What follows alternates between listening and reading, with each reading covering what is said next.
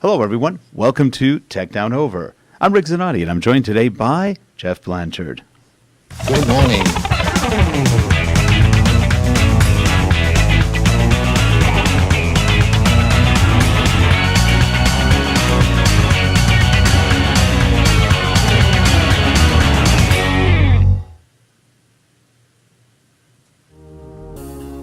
We put the personal into computing by democratizing technology, not putting it on a pedestal, by respecting everyone's privacy and encouraging their individuality. But we're not building another new operating system. We're building a deeply personal and incredibly empowering experience called Windows. Windows will be a natural evolution from innovations like Connect and Cortana. It will be built from the ground up, embracing the things that make us human.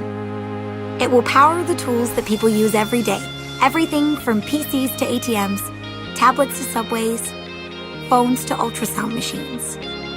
It will be energetic and alive, just like the people it's built for. It will enhance their whole world, not just their digital life. And it will give them a voice. Then learn from and act on it. Windows will always be for people who do. Because people who do are the ones who move the world forward.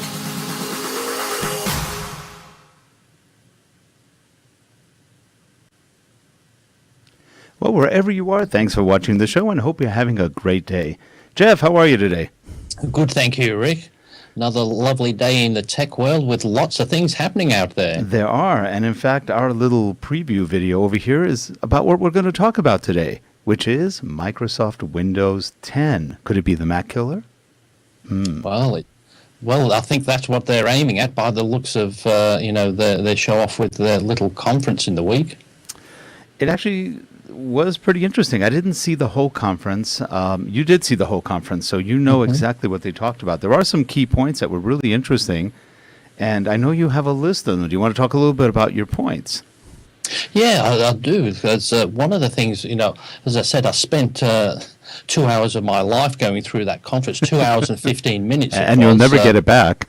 No, and I said it was quite interesting, but it's one of those sort of events where you're just waiting for the exciting news, and I think they do trend to try and string you along with it. But the first thing I noticed about the event, and the most important thing I was wanting to know first off, is how much is this new Windows going to cost me? And it was quite interesting to find that the Windows 10 will be a free upgrade for the first year for 8.1 Windows users, and Windows Phone 8.1 users, and Windows 7. They did it in the reverse, I think, just to frighten people to think, oh no, I've got Windows, so I'm being left out. Mm-hmm. But they actually owe that to the users, because Windows 8 was not all that great. Windows 8.1 a little better, but a lot of people did not want to move up. Professionals stayed on 7 for the most part. Mm-hmm. And I think this is a time when Microsoft says, well, Apple's given away about 4 free releases, so I guess we should give something away. Well, the thing is, as well as people I've heard out there that are a bit concerned, thinking that free for the first year. They were thinking, oh, is it a subscription that I'll have to pay every year? But no, what it is you will have a year to upgrade for nothing. Okay. And then after that, they may charge for it. But I'll tell you what, if that's not a big enough incentive to move from 7 to 10, what is? I mean, if you're getting it for free for the first year, that definitely is a big incentive to move your platform up to Windows 10. Yeah, that's true. And really, Microsoft hasn't done a great job on 8. It was really not the stellar improvement everybody thought it would be. It caused some issues. People had to retrain, relearn. Metro was cute, but it was no big deal. And the apps just weren't there. There weren't that many apps to just say, oh, yeah, I really want to jump on this. Now, I am a Windows 7, a Windows 8.1, and I'm not a Windows Phone. Actually, I do own a Windows Phone. It's one of the old Nokias, and it's pretty crummy. But I have been thinking about getting one of the newer Windows phones, which are big. They're almost, I think they're 6-inch phones. They're beautiful. Yeah, they are a good phone. And they said the only thing that lets them down is that there's not so many people producing apps for them. No. However, there are some good apps for them, and it is a beautiful, fast phone. I saw it at the Windows kiosk in one of the malls nearby, Microsoft kiosks.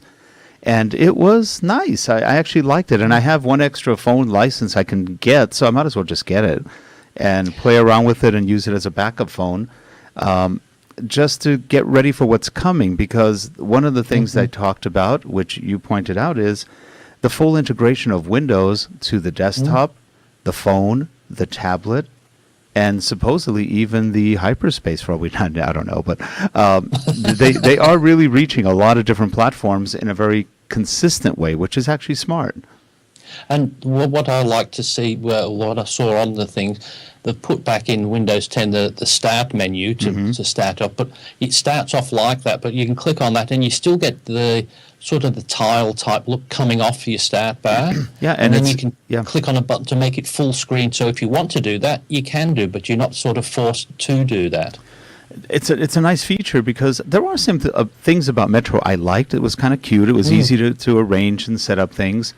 It just, why are you stuck in Metro when you can't do everything in Metro?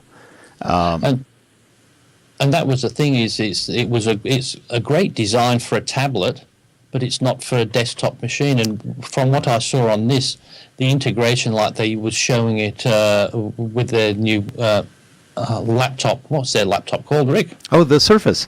The Surface. They had it with the Surface, and so as soon as you detach it, it went into the different, the tablet mode. Interesting. And then when you connect it back up, it went back into sort of the desktop view. So that they're really thinking about what people want this time rather than what they want to put out there. So I was really impressed with the features of that.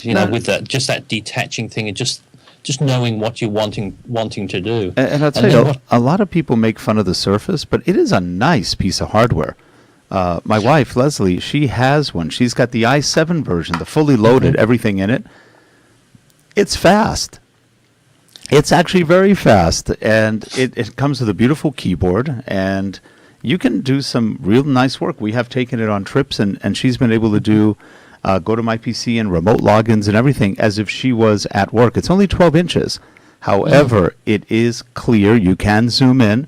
You can do other things that just make it very useful on the road, and you have a full 8.1 environment, which is nice.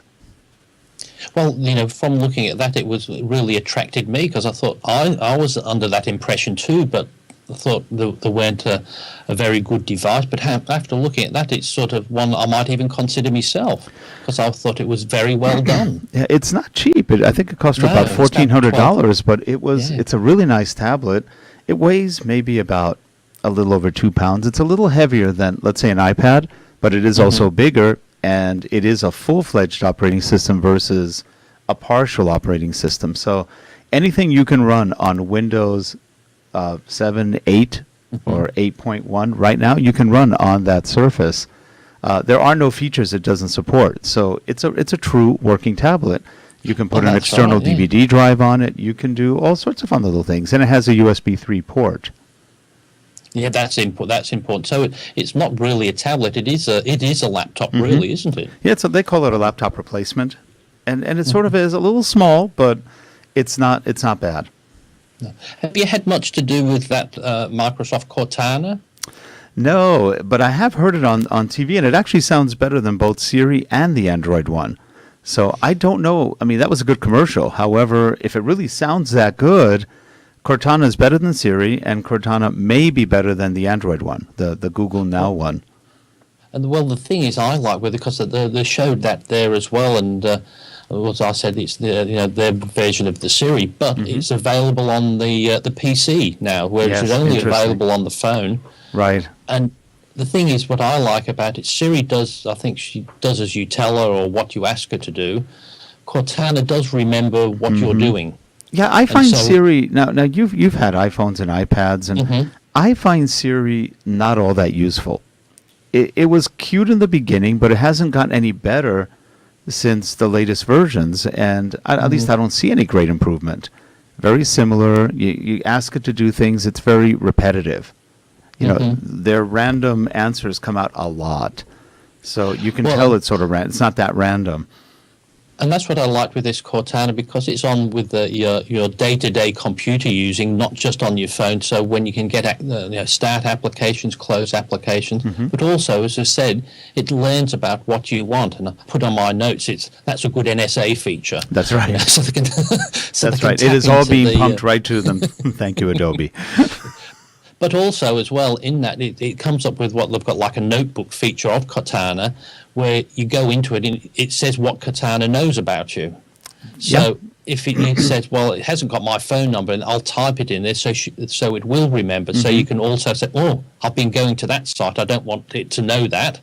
Right. Because it might come up when I say something, so you can tell it to forget things. So I thought that was quite a good feature for it as well. And it was quite interesting to see, like one of the demos was saying, you can use Cortana as a command line, which you can't Siri, can you? Oh, no, you can't. It's only voice. Whereas Cortana, you can type, open this, type the command. So that's another good feature. And so what I thought, by the looks, it looked strangely like Spotlight out of OS 10. Yeah, interesting. When it did that. So Well, you know, that's good. They're all leapfrogging each other at all times, so it's nothing unusual.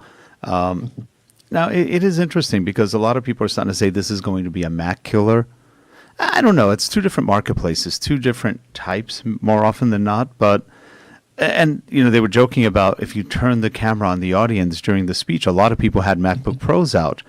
But I'll bet you 80 or 90% of them were running Windows on them. Well, that's right. Yes, but as I said, it was a very small gathering too. I know they did say like most of them were, but there were journalists, and that's I would say probably about 40 people in the room by the looks of it. But, and there were a lot of weapons on them, right? That's right. Yeah. But one of the other things with the Windows 10, I think it's really aimed at getting more people into the Windows Phone as well. It seems to be aiming on that, because what they're also doing, having the Windows Phone will have Word, Excel, and PowerPoint as standard with the phone software with Windows 10. It is interesting because Windows Phone, the initial versions were interesting. They had the Metro look. They were somewhat limited. What I hated was the actual phone part of it. It had little teeny-weeny text buttons to call, to hang up. Nobody's going to read that. That was really poor UI design, which is really why I hated the phone. Because if you're outdoors, you can barely see them anyway, and now you can't read them. So you didn't have a big button with a green receiver or anything, or a red. No, little text buttons that said call, hang up. And you just go, really? I mean, really? That's totally stupid. And I'm tired of even being nice about it. They're just stupid when they do designs like that. I looked at, speaking of just diverging a little bit, I looked at the new Evernote UI. Oh. And they should fire the person who designed it. It is a very light green font, maybe 5% depth on, contrast, white background. It's a note-taking application you can't read. Well, it's that's insane. a dead killer, isn't it? It is. You've got to It make is. it something that people can see and look at quite easily. Yeah, I looked at that and I almost puked. It was puke green actually, but it was awful. So I brought in Clark, who's next to me right now, running the show, and I asked him, "Can you read that?" He goes, "Yeah, but it's a strain. It's." And he's got perfect 20/20 vision. Leslie looked at it last night and she went, "Ugh, this. I don't know what's going on." And I asked myself, "Isn't there anyone up the chain who says, 'Hey, you idiots, you can't read this'?" No, but everybody's looking at this saying it looks great. No, it doesn't. It looks unreadable for them. Yeah, it's not functional. It's form before function. It's not even good form. It's formless. It has no contrast, so you can't tell it has form. So anyway, that's my gripe for the day. Evernote, give it up, please. Just give it up. For that, you get venture capital to create little 5% gray or light green fonts. Ay. Now, speaking of contrast, 8.1 sucked. Windows 8.1 was hard to read. It was very poor. You could go into high contrast mode, which is ugly. It doesn't work well. And this one, Windows 10, looks like they went back to adding some contrast. It looked readable from all the screenshots that they were showing. Yes, to me it looks like just similar to Windows 7. That type of feel it had to it. But actually, to me, it looked a bit better than Windows 7. Yes, Some I of the agree. Windows came up really nice.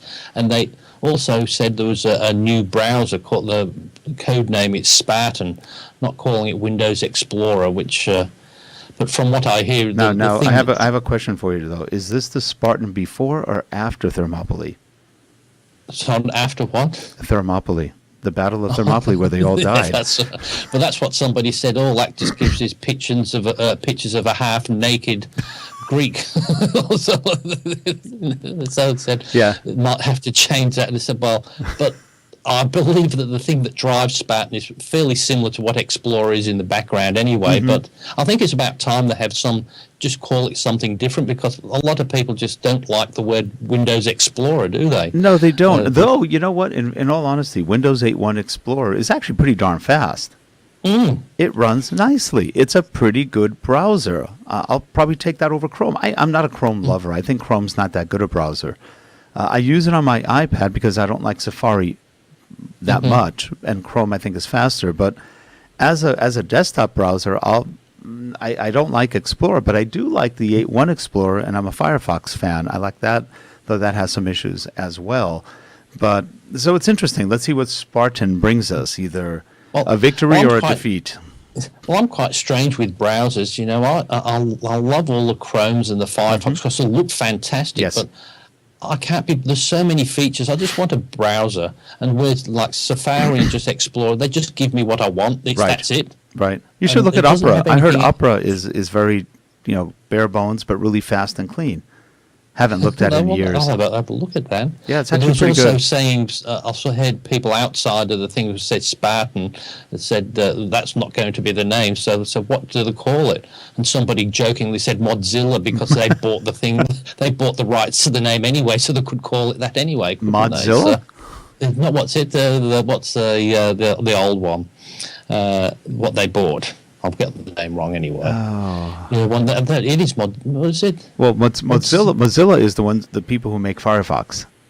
Yes. No. Well, no. I thought they bought one of the things. I thought they bought that. They might have bought the one from Sun, which had a different name. It was something. I thought it was. Well, maybe they who I was listening to got it wrong as well. But they said they had a few different names out there. But I thought that wouldn't go down well. But yeah, I'll even like Spartan. I think that sounds. Spartan's kind of the Spartan. Yeah, I mean that's a great theory. We're going to go on the Spartan browser.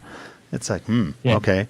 And they've also, as well, by the looks of it, they've built in a bit of sort of thing like a Snagit thing where you can, take notes on a web page and just freeze the action and send that through, capture that and share that with you've got a share menu. Say, well, where do you want to share it on? Facebook, YouTube, all sorts of things. So I think they're really thinking about it. I'm really looking forward to this coming out as well. They have new leadership at Microsoft, and I guess they needed the fresh blood and a different outlook on, no pun intended, a different outlook on their products and where they were going, because they look like a company that was lost.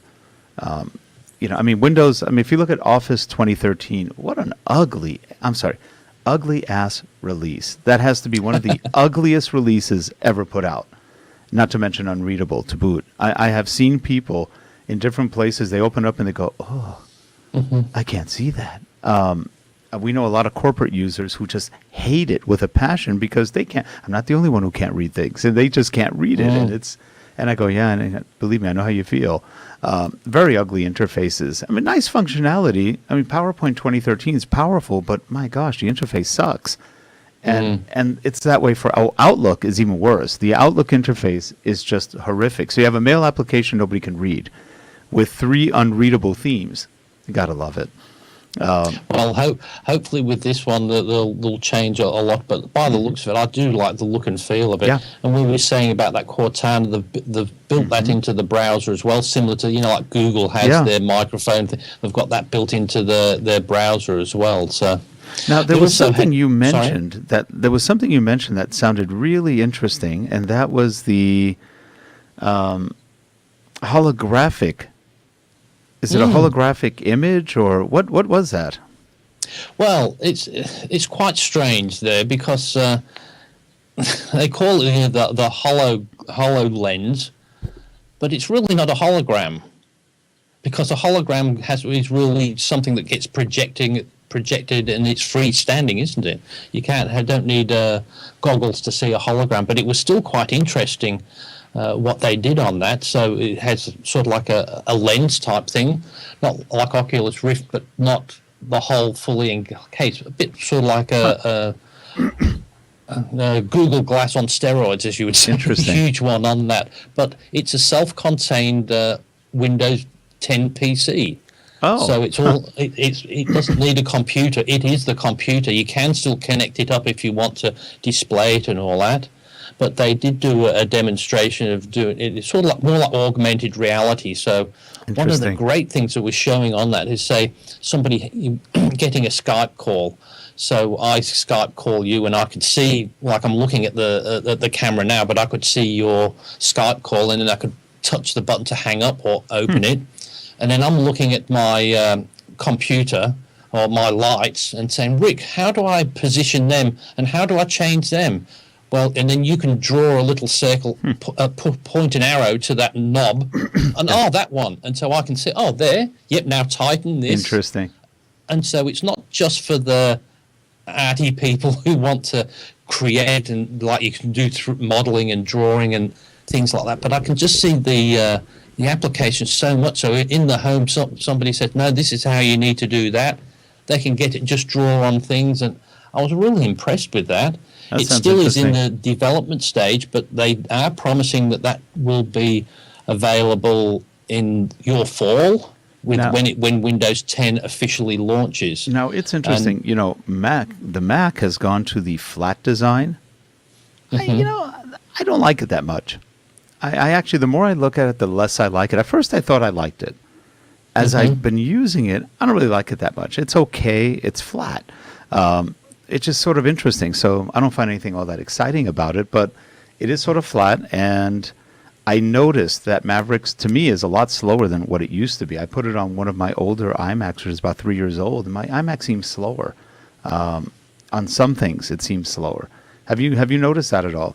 Well, I'm another one who said I'm okay with the flat, but I did like the other look. It doesn't make much difference, but it's just that appeal. I don't like it as much as the other one, and I do find some things a little bit slower. Okay. But I think it may be one of those things that'll need to tweak.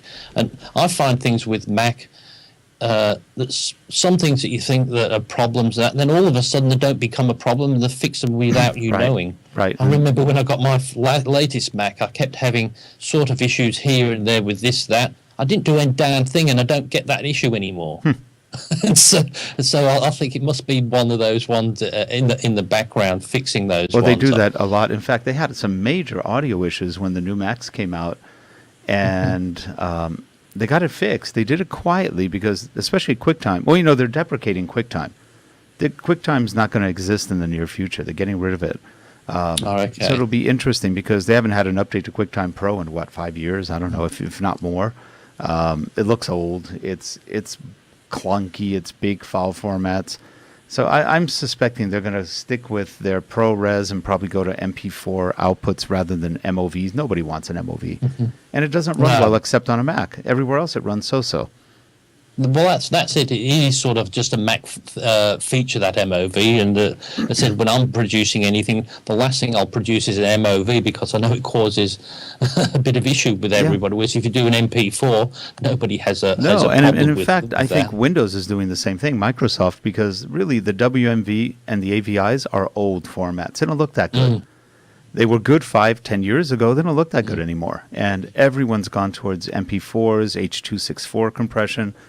And WMV and the AVIs are just old. We're heading into more, regardless of what both Microsoft and Apple want, which is total control, they've lost it.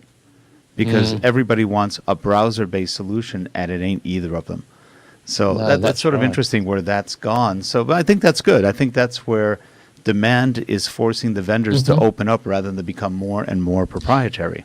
Well, it's a bit like this, the Windows 10. Another of the features, there was a lot on the Xbox, which didn't really interest me. I'm not that much into gaming, but it did interest me just what they're doing with it as well. And so they're integrating all, as I said, the phone, the desktop, and the Xbox with all the same operating systems. So you'll be able to operate the game on your Windows 10 machine, and if you're joining up, play a game with somebody else on their Xbox as well. At work. At work as well. And so they're using the new DirectX 12, which will do far better in the graphics side than the current one. So, but I thought, for let's face it, I might not like games, but there's millions and millions of people out there that's all they've got a computer for. And I love games because it's constant proof that I really suck at them. Well, I used to like them when you could play them easy, but you used to do it to get away from life, to escape. But these games tend to be harder than real life. Right. Yeah, some of them I don't like. I like the simple games. I don't want to. I work enough as it is without having to go and play a game that is twice as hard as whatever we do at work. It's like, that's hard. That takes a lot of effort. That's right. And stressful. I like something where you could just plod through, do it, and get there without taking you 3 years to figure out how to get past a certain thing. So I've given up after 3 minutes, to be quite honest. So I did get an Xbox when they first started. I think I played it for 3 hours, and I haven't touched it for 6 years since. That was like my PS3, which I think I played for about probably 3 to 5 hours and never looked at it. It's gathering dust. That's right. I thought, gee, this is great. No, that's right. But this Windows 10, the thing that they seem to be doing this time, they've released it out to what they call the insider group, which is pretty much anybody who wants to sign up for it, really. Yep. I think to take it, but it's sort of like the beta version. So it should be a good build because we'll have a lot of feedback. Well, the consumer beta starts in February, so that's going to be open to anyone and everyone. So in some time, I don't know if it's beginning or mid-February, we should be able to download a copy that you can put on any machine and run it. And there'll be releases as they go, but I'm a little surprised they're going to wait till fall to release this because it's looking fairly complete, at least in the demos. Well, the thing is, from that the show that the conference that they did have, they made it clear that the build that they're going to give out won't have a lot of the things that we're talking about. Okay. They said not yet. It may be in the next month or so. So they might not have the Katana one exactly quite right. Okay. But and also, like with the HoloLens, they had that lens there that was all nice and neat, but the journalists there had the opportunity to see it working, and they were all impressed, but they couldn't use that particular thing. It was still in the big, clunky mechanical thing they had to strap on. Yep, interesting. But they said it's only because they just haven't got it down there, but it said it should be ready in that form that they did have themselves buy the for. But I'm really interested in that, and it's going to be quite interesting how that does pan out. They did also as well release a few other things along with that sort of took advantage of Windows 10. They had what they call, did you see the Microsoft Surface Hub? Did you see that? Yeah, that was interesting. And that was an 84-inch 4K display. I know, and that was running full surface. That's right, yeah. So full screen, and it said built-in sensors to detect your presence, but it's not a TV, but you can still plug in your whatever source you wanted to. But it's aimed at the big. Yeah, now I think that's actually a device to scare children. You boot it up and Windows shows up and they scream. That it might happen. That's an 84-inch device as a monitor. That's one big device. But I imagine the real goal there is you have your Xbox attached to it. Well, you could. That's right. But also, as well, what they've done is it's got a slightly modified Windows 10. So instead of having to go like in corporate life when you get these damn big things, you still got a computer on a whopping great big 84-inch screen. So you've got to do all that. They've designed it so they've got the start menu in the middle of the screen. Oh, interesting.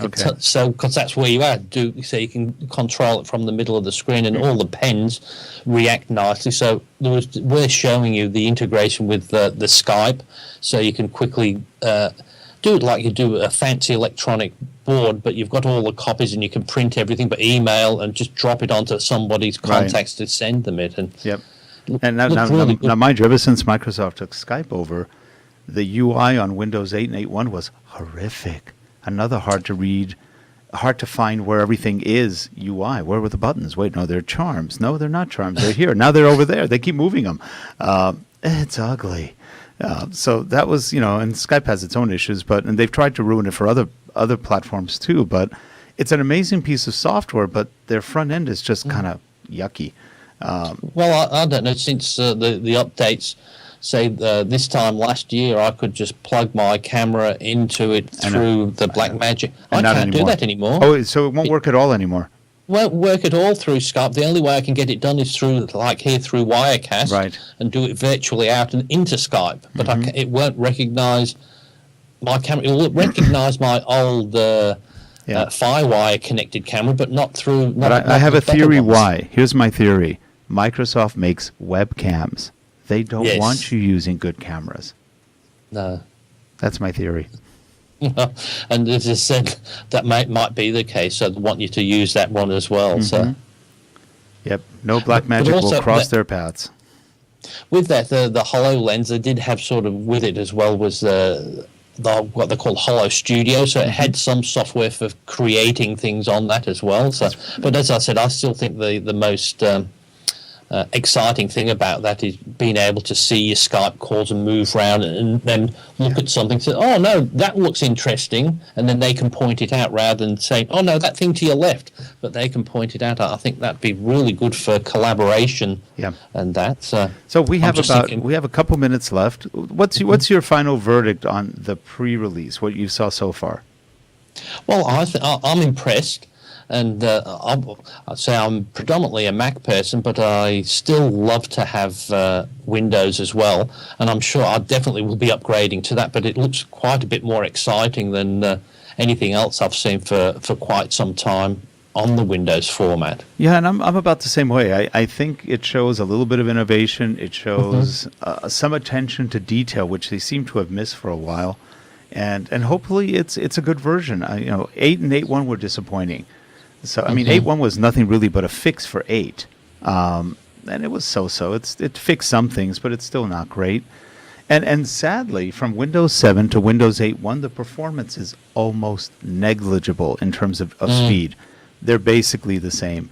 In some things, Windows 7 beats 8.1, and in other things, Windows 8.1 beats Windows 7. But we're talking by very small, minute amounts either way. So with all the improvements in hardware, with all the new OS improvements, we have a boatload of crappy code underneath it that slows it down, which is sort of interesting because you would expect better software and better hardware to be faster. Though I remember one time I knew the chief technology officer of Progress Software. They were a fourth-generation language and database company. And he said, it's great. Every time there's new hardware, we can really screw up on our software and nobody can tell because the hardware is so much faster. And that's because people don't write optimized code anymore. There's so much code bloat that no matter what you buy, it doesn't make it faster. Our operating systems right now should be so tight that our PC should run about 10 times faster than they do. But we have very slow programs. And that's probably why sometimes the Mac gets, people say, I love the Mac. And they said, but you've got to remember, they know the hardware it's going to run on, and they should be doing it better. That's Whereas true. I sometimes feel a bit sorry for Windows because they get but it's their fault. But that was their fault because they did not enforce the kernel, the standards of not programming into the kernel, which is what screws everyone over. So that's a Microsoft issue. They up front really blew it out of the water for themselves. And Apple's been very good. Apple's very controlling. They're the new fascists, if you will. They tell you what to do, how to do it, and when to do it, and we're happy doing it. Isn't that weird? But in essence, that's why their programs rarely break, though some of them do nowadays. They're not as good as they used to be. And they're running on a language, and not that impressive. Objective-C is not the most impressive language on earth. It's interesting. But they've done very well with it. So. Yes, but as I said, it's still going to be interesting times because I wonder how much this will improve. I'm more excited about it might improve the Windows Phone side of it because they do have it is a great phone, but if things don't improve, it's going to die, I think, because there's less and less being sort of made for it. Interestingly enough, a lot of analysts think that the Windows Phone may actually one day be the top phone. Very interesting because they think because of the amount of corporate users, if they can get their act together, they have an enormous potential. We'll see. I think it's only about 4 or 5% right now of the marketplace. And I think one of the reasons why it gets used a lot, though, this is my theory on why it gets used a lot in corporate, because there is not a lot of apps for it. No. So all they can use it for is what the people who buy it for them want them to do. Make Right. phone calls, do a diary, and do this and that, not to have thousands of different apps. I think that's probably why it is popular. It's not not overrun with all these extra things that they don't need. No, that's true. Well, Jeff, we are at the end of our time. Oh. And That's gone quick. Yeah, it has gone quick. It's been about 44 minutes. And Oh. for all you people in the chat room, if you're there, thanks for watching. And please, there's a button on top and on the bottom. Click it. It says follow. And then Now, if you Rick. are watching the recordings on Vimeo, please subscribe. Also, we are going to be putting up the recordings on YouTube. It's going to be under the RELATECASTS channel. So that would be youtube.com/user/RELATECASTS. And there will be a playlist called Tech Down Over. So that will be happening probably this weekend, and we will have shows up there for you also to subscribe to. So you'll have choices as to where you go. Now, Rick, before we go, I just have to say I really feel terrible about this. We've been asking people to be in the chat room, and I never looked once, and I see Lever is in the chat room. So, and I thought, after we've been expecting nobody there, so I didn't look, but Lever's in there. So hello, Thank you, Lever. We and appreciate it. I'm really sorry. Sorry we didn't acknowledge you earlier. And she's probably happy because the more we bash Max, the happier she gets. So that's good. Well, that's good. But I think that she'll be very happy with this Windows release anyway. Yep. So. Yep. She's got a fast machine at home, and she'll run even faster on this one. Yes. Well, anyway, have a good one, everyone. We'll see you next week on Tech Down Over. Bye, Jeff. Okay, bye.